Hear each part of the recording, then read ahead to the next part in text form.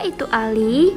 ALI atau akut limb iskemik merupakan suatu kondisi penurunan perfusi ekstremitas secara mendadak yang dapat menyebabkan gangguan pada kemampuan pergerakan serta menimbulkan rasa nyeri atau tanda-tanda iskemik berat yang terjadi dalam jangka waktu kurang dari 2 minggu dan biasanya disebabkan karena tromboemboli.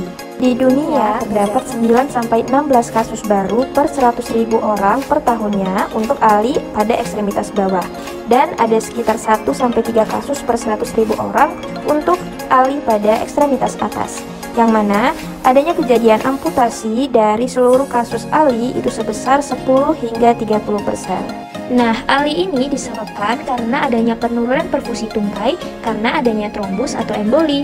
Penyebab lainnya adalah trombosis graft atau trombosis aneurisma poplitea, diseksi atau emboli aorta, kista poplitea, trauma, keadaan hiperkoagulabel, dan komplikasi iatrogenik terkait dengan kateterisasi jantung, prosedur endovaskular, atau pompa balon intraortik. Adapun patofisiologi dari ALI itu terdiri dari dua. Yang pertama, oklusi akibat trombus.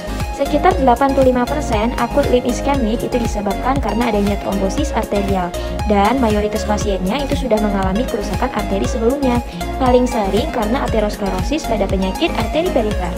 Trombus umumnya terjadi karena rupturnya plak aterosklerotik. Pada pembuluh darah yang aterosklerosis, itu sudah terbentuk pembuluh darah kolateral, sehingga seringkali gejala yang muncul akibat oklusi itu tidak terlalu parah.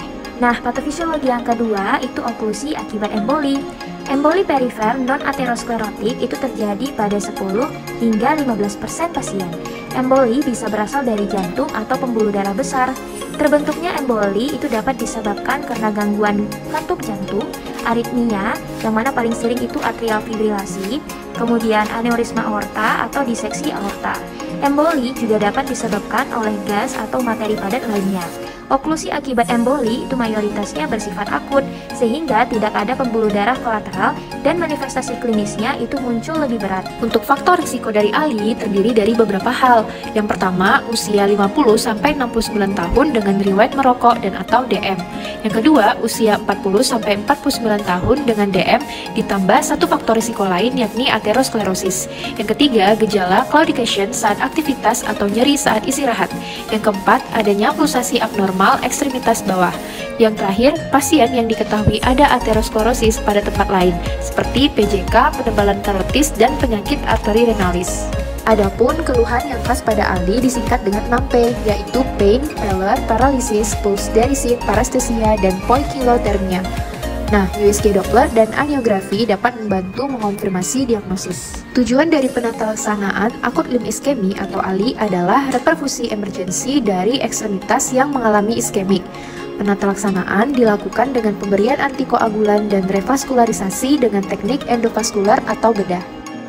Prognosis pada akut limb iskemi atau ALI bergantung pada kecepatan diagnosis dan inisiasi terapi. Komplikasi pada pasien dengan akut limb iskemi yang tidak segera ditata laksana dapat terjadi kerusakan jaringan dan saraf yang permanen. Apabila telah terjadi gangguan sensorik yang berat, paralisis, dan tidak terdengar suara denyut pembuluh darah pada USG Doppler, maka kemungkinan harus dilakukan amputasi. Sekian dari kami, semoga bermanfaat. Terima kasih.